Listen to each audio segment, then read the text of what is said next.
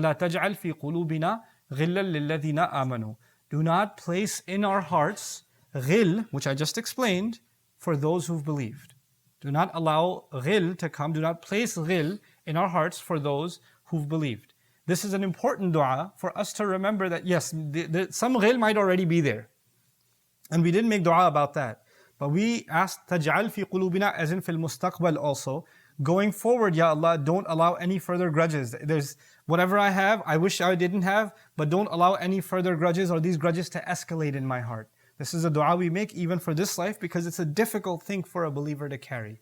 This is the month of Ramadan, and this is the month that we should try to think about what is it that's eating away at us, and what is it that's, which relationships there are in which maybe we acknowledge we did something wrong. We crossed a line. We wronged somebody else, and we need to go and ask for forgiveness. But even when you do ask for forgiveness, know one thing. They say in therapy, you can only control your side of the street. Even if you go and apologize to someone for what you did wrong, that doesn't mean that everything's fine. Don't expect from them that they're totally okay with you now. You don't go apologize to them with an expectation. The only reason you should apologize to someone is for yourself. You have to acknowledge you did something wrong, and you have to admit that you crossed this line, and here you are, you're sorry. I'm sorry I did this. I own it. But whether you forgive or not, whether you decide to dismiss, because it's really hard for us to humble ourselves and say, I'm sorry. It's difficult to do. And when you finally go and do it and they say, you think I care? And they just throw it in your face?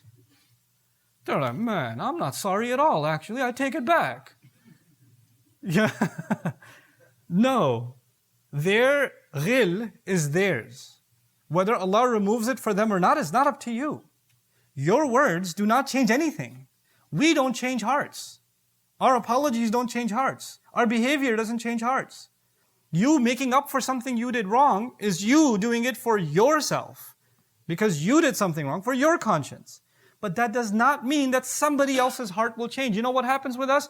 I said sorry. I even got you ice cream. I don't know why you're still mad. Well, no, that doesn't work. It doesn't work like that. You could get ice cream, you get a truck of ice cream. It won't make a difference. Until that person deals with their ghil and Allah removes it for them, then you can't have expectations. And the moment you start having expectations, it actually means you're not genuinely sorry anyway.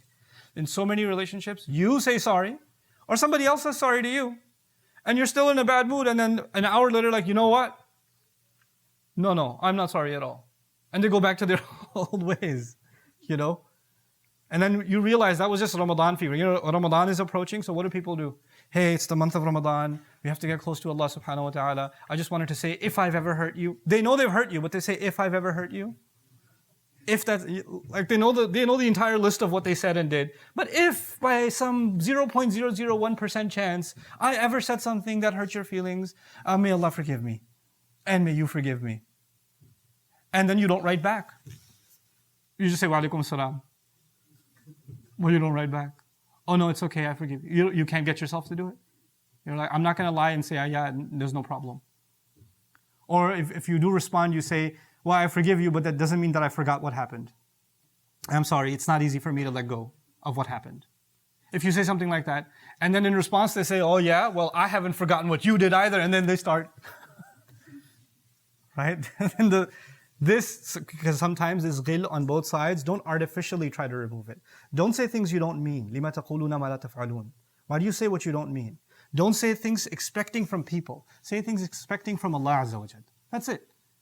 A good way for you to apologize is, look, whether you forgive me or not, whether you decide that we can be back to normal again or not, that's not the point. I wanted to admit that I've done something wrong. I wanted to admit that I crossed a line that I should not have crossed, and I'm truly sorry for it. And I don't expect a response. I don't expect anything in return. This is you trying to remove the ghil from your own heart. This is you removing the ghil from your own heart. When we make dua to Allah, وَلَا تَجْعَلْ فِي قُلُوبِنَا غِلًّا لِلَّذِينَ آمَنُوا, do not place in our hearts ghil towards those who've believed, then you have to decide what is it that you're able to overcome, what is it that you're able to forgive, What is it that you're able to ask forgiveness for genuinely, not artificially? Just saying sorry to someone isn't genuine. And if you're able to do that from your heart, then it means something. Then you've actually truly made that dua to Allah too. So may Allah Azza wa Jal make us genuine in our relationships. And may Allah Azza wa Jal remove, if our ghil isn't removed in this dunya, may Allah Azza wa Jal certainly remove all of it in the akhirah from all of us, because that is where, that is essentially what truly matters. And last thing I share with you from Surah Al-A'raf on the same subject is that people make it into Jannah all the way. And the people that used to have a grudge with each other, didn't talk to each other, parted ways from each other, standing next to each other, and they both together in that same ayah say, Alhamdulillah alladhi hadana li hadha wa ma kunna linahtadiya lawla an hadana Allah. Alhamdulillah, the one who guided us all the way to this. We could not have guided ourselves had it not been for Allah's guidance. They took their path, you took your path. Doesn't mean your path is to Jannah and theirs is to Jahannam. Just because you don't get along with someone doesn't mean they're going to hell, or they're not guided, or they're not good. That's okay. There are sometimes people that don't get along and they're all on their own journey. And may Allah Azza wa Jal grant all of us Jannah. May Allah Azza wa Jal grant all of us forgiveness. Even if you have bad feelings towards someone, you should never wish that they are answerable to Allah on Judgment Day. That's too much. That's whatever they did to you in dunya is too much for you to ask that Allah hold them to account in the akhirah.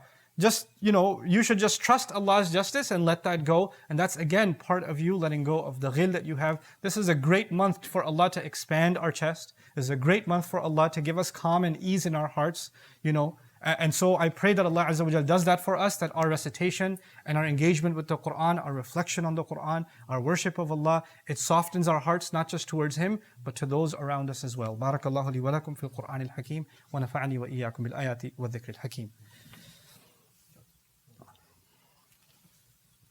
الحمد لله وكفى والصلاة والسلام على عباده الذين اصطفى خصوصا على أفضلهم وخاتم النبيين محمد الأمين وعلى آله وصحبه أجمعين. قال الله عز وجل في كتابه الكريم بعد أن نقول أعوذ بالله من الشيطان الرجيم إن الله وملائكته يصلون على النبي يا أيها الذين آمنوا صلوا عليه وسلموا تسليما اللهم صل على محمد وعلى آل محمد كما صليت على إبراهيم وعلى آل إبراهيم في العالمين إنك حميد مجيد اللهم بارك على محمد وعلى آل محمد كما باركت على إبراهيم وعلى آل إبراهيم في العالمين إنك حميد مجيد.